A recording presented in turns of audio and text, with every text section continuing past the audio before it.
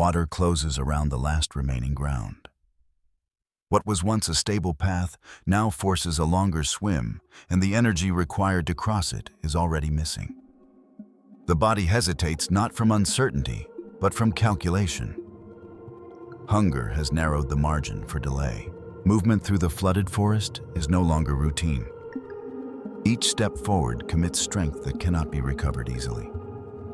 The surface offers no traction. Beneath it, unseen forces occupy the same space, waiting without urgency. Rest is brief and exposed. There is nowhere to remain unnoticed for long. This life exists under constant subtraction. Every failed attempt removes something essential: strength, time, distance. The environment does not threaten directly. It simply allows fewer options with each passing hour. The decision to move is not made with confidence. It is made because stillness will end the same way. In this moment, survival depends on choosing risk over certainty and entering water that no longer belongs to empty space. The flooded forest reshapes itself around this individual with no allowance for recovery. Water fills every low point, turning familiar ground into a series of narrow ridges and unstable crossings. What remains above the surface is slick, exposed, and temporary. Each pause for rest places the body in open view, where concealment is limited and retreat routes are uncertain. Seasonal flooding intensifies the strain. The current is slow but persistent, forcing longer swims between usable ground. Each crossing consumes energy that cannot be replaced easily. Dry land no longer offers reliable ambush positions. Hunting now begins from the water's edge, where footing is compromised and reactions are slower. The environment removes advantage by degrees, never all at once, but enough to change outcomes. Food availability contracts sharply. Smaller prey disappears first, unable to tolerate repeated inundation. Larger animals cluster on shrinking islands, guarded by proximity to water that deters pursuit. Approaching them requires entering zones shared with other predators that function more efficiently in flooded conditions. What was once a calculated risk becomes a frequent necessity. The climate does not fluctuate dramatically, but consistency becomes its own pressure. There is no recovery window, no interruption to the demands placed on the body. Humidity prevents cooling. Wet ground limits rest. Insects and minor wounds accumulate, each contributing to fatigue. This world exists as a sequence of obstacles that must be crossed daily. Distance replaces time as the primary cost of survival. The landscape does not challenge this life through direct confrontation. It wears it down by forcing movement, narrowing choices, and ensuring that every solution requires entering the same unstable space where error carries immediate consequence. This individual is fully grown, but not at peak condition. Muscle mass is intact, yet reserves are limited, drawn down by weeks of sustained effort without surplus. The body carries the marks of adaptation: dense shoulders built for short power, broad paws, capable of pushing against water, but also the constraints of operating alone. There is no shared vigilance, no relief from responsibility. Every decision is made and paid for by the same body. Experience matters here. This jaguar has crossed flooded ground before learned how water alters distance, and timing learned when to wait and when delay becomes dangerous. But experience does not eliminate risk. It only refines judgment. Reaction time slows in water. Balance is unreliable. Vision is distorted by reflection and sediment. These are conditions that punish hesitation as readily as impulsiveness. The bite remains the primary advantage. A short engagement, precise placement, and immediate disengagement are essential when footing cannot be trusted. Strength is calibrated for brief control rather than prolonged struggle. That limitation shapes behavior. Targets are chosen not by size alone, but by the probability of ending contact quickly. Vulnerability is constant. Minor injury here carries disproportionate cost. A strained limb reduces swimming efficiency. A shallow wound invites infection, in warm, contaminated water. Recovery requires rest that the environment rarely provides. Hunger compounds every weakness, narrowing options further. Biologically, this life still serves a role. Survival maintains a presence within the gene pool, preserving adaptations suited to flooded systems. Failure removes that contribution entirely. There is no margin built into this equation. The body functions within strict limits, and those limits are tested daily by an environment that does not adjust to individual capacity. Daily movement settles into a pattern that sustains life without improving it. The jaguar travels between fragments of higher ground that barely remain above the waterline, choosing routes that minimize distance rather than safety. Each transition is measured paced to avoid unnecessary exertion. Speed is reserved for moments when hesitation would cost more than effort. Feeding occurs irregularly. Small successes provide enough energy to continue, never enough to rebuild reserves. A brief ambush at the edge of a submerged clearing ends quickly. The kill secured with minimal struggle and consumed in stages. The jaguar eats, withdraws, and waits, conserving strength while remaining alert to movement around the perimeter. Rest is shallow and incomplete. Wet ground prevents full recovery, and exposure keeps muscles engaged even when motion stops. Hunting requires longer preparation now. Time is spent observing rather than pursuing, tracking disturbances on the water's surface and shifts in prey behavior. Opportunities appear then vanish. When an attempt fails, the cost is immediate energy spent without return. These losses accumulate quietly, reflected in shorter rests and longer pauses between movements. Signs of strain emerge early. Breathing remains controlled, but recovery takes longer after each swim. Muscles fatigue faster when climbing onto slick roots or submerged logs. The body compensates by slowing transitions, by reducing unnecessary turns, by accepting smaller gains in exchange for stability. Survival remains possible within this routine, but only narrowly. Each day ends without collapse, yet without improvement. The balance holds because conditions have not yet demanded more than the body can give. But the routine itself is fragile. It depends on the environment remaining predictable, and predictability in the flooded forest is temporary. What sustains life here does so only until the system shifts again. The water advances without pause. What had stabilized briefly now shifts again, lifting the surface just enough to erase routes that were usable days earlier. Crossings lengthen, detours disappear. The jaguar's movements grow more deliberate, not from confidence, but from necessity. Each added meter of water increases the cost of travel in ways the body cannot ignore. Hunting efficiency declines.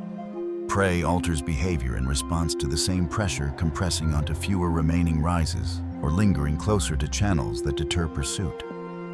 Approaches require longer waits and less forgiving angles.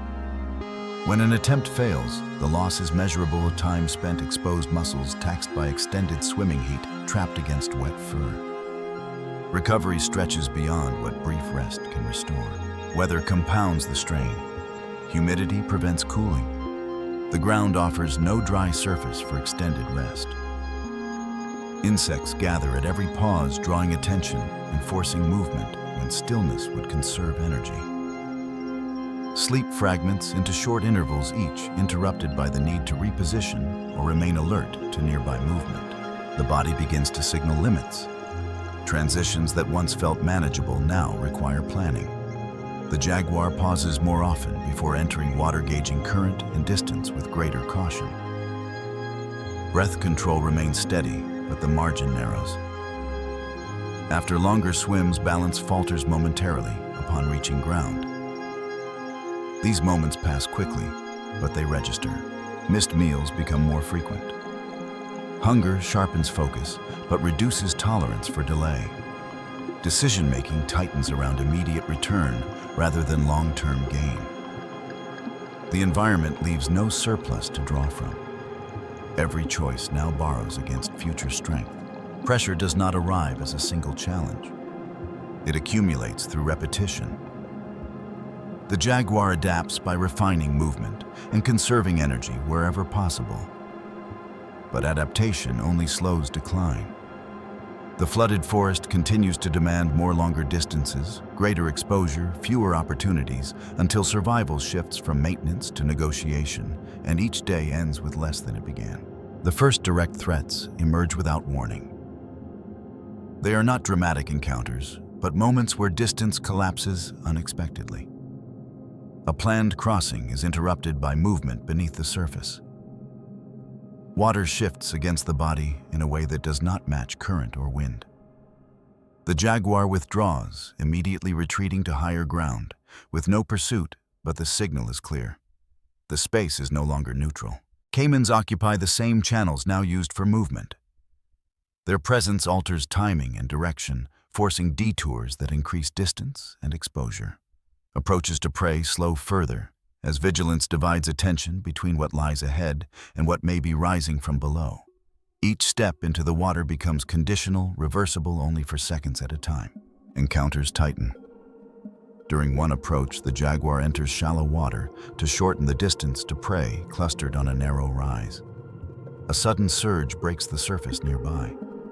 The body reacts before recognition completes. Muscles tense direction, changes, momentum, redirected back toward land. No contact is made, but the cost remains. Energy is spent, opportunity lost, and the same route cannot be used again safely. Fear does not arrive as panic. It settles as constant awareness. The jaguar adjusts posture at the water's edge, lowers profile, pauses longer before committing weight. Swimming paths change to favor visibility over speed, even when that choice extends exposure. Each decision carries the awareness that escape options diminish once the body leaves solid ground.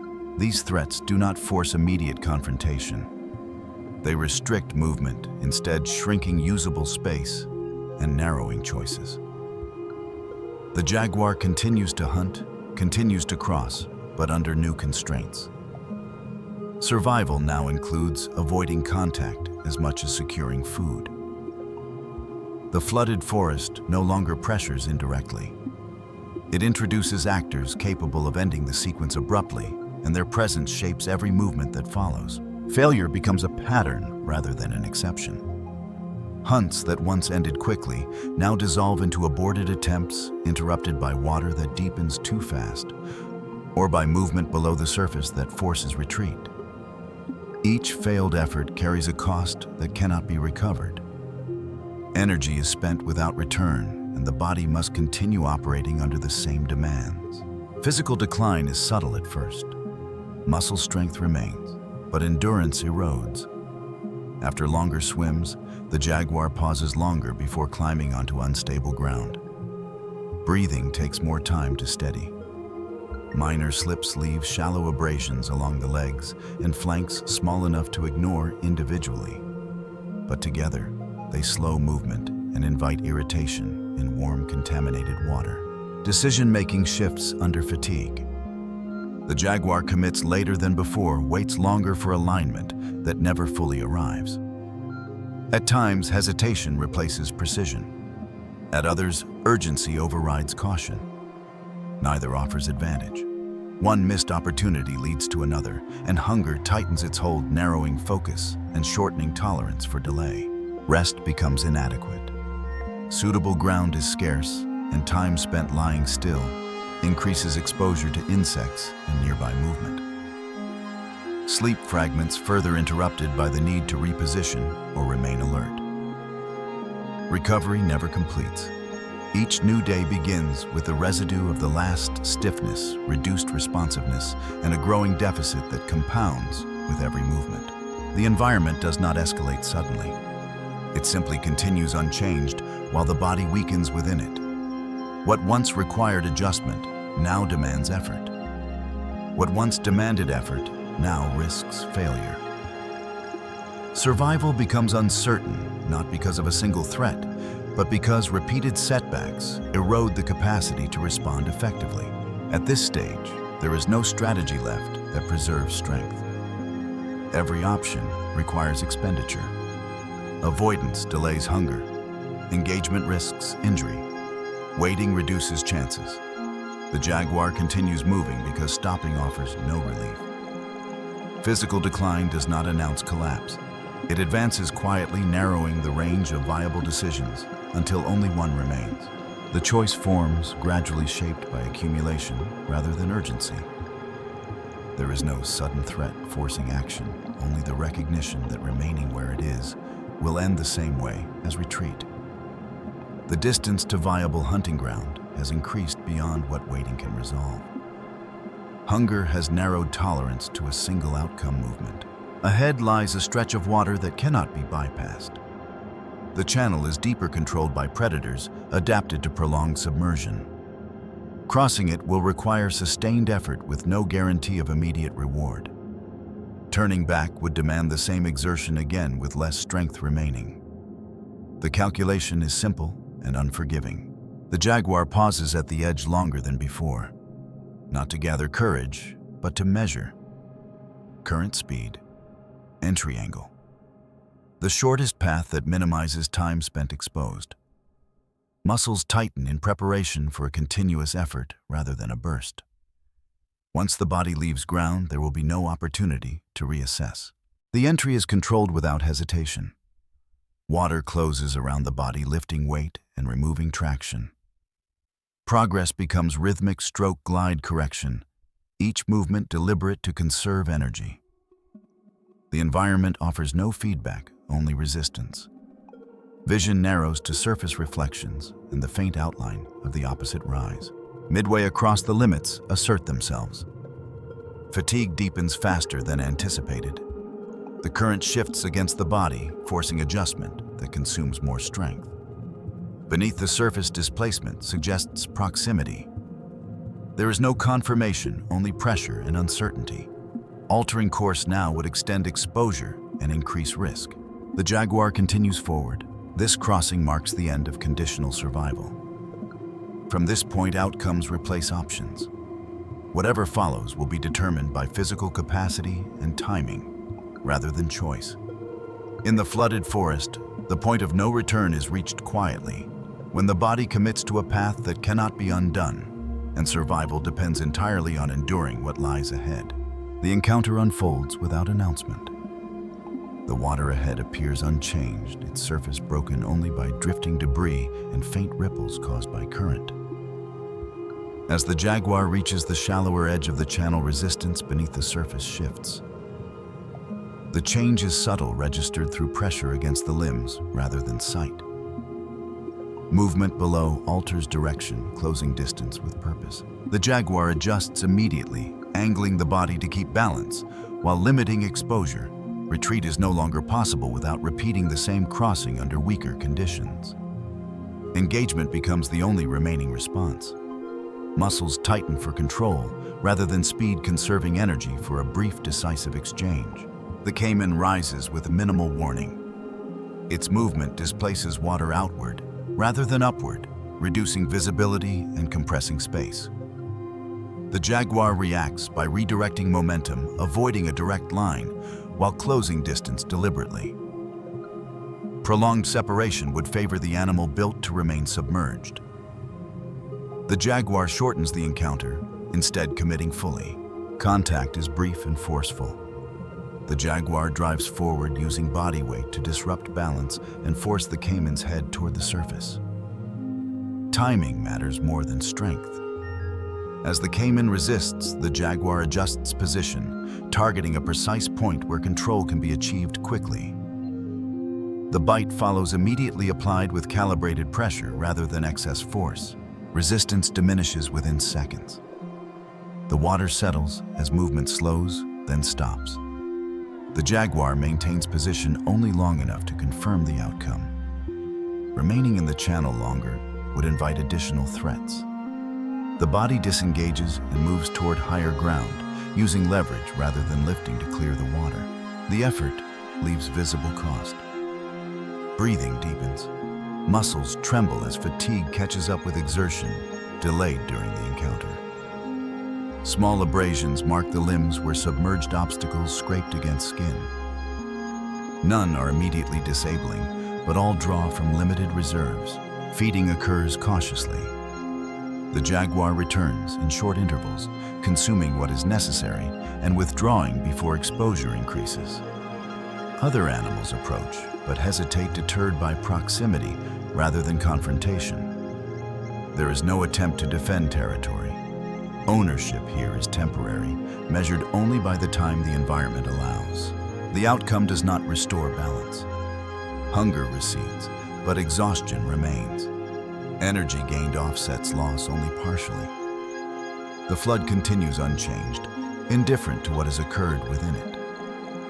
Survival extends forward by hours and days, not by certainty. This event resolves nothing beyond the immediate need to continue. The jaguar does not emerge stronger, only sustained. In the flooded forest, decisive moments do not secure safety. They permit continuation, allowing life to proceed under the same conditions that demanded the encounter in the first place. The flooded forest absorbs the event without pause. Water continues to move through the trees, reshaping channels and erasing traces of what has just occurred. The outcome alters nothing beyond the narrow span of time it has created.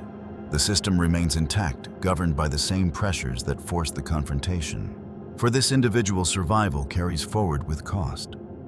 Strength returns slowly, never fully replacing what was spent. The body adapts again to diminished reserves, recalibrating movement and timing to function within narrower limits. Survival does not restore earlier condition. It preserves presence, allowing this life to remain part of the landscape rather than disappear from it. Biologically, continuation matters. Each day survived maintains the potential for reproduction, for passing forward traits shaped by endurance in unstable environments. Failure would have ended that line completely, leaving only absence within the system. Survival ensures persistence, not advantage. Around this life, the flooded forest continues its cycle. Other animals adjust or vanish. Predators reposition. Prey redistributes. The environment does not recognize individuals, only outcomes. What endures is not memory, but repetition. In time, the water will recede, and the land will reappear altered, but familiar. Until then, existence continues under the same rule that governs all others. Here, survival is not secured by strength alone, but by the ability to function within conditions that never stop changing.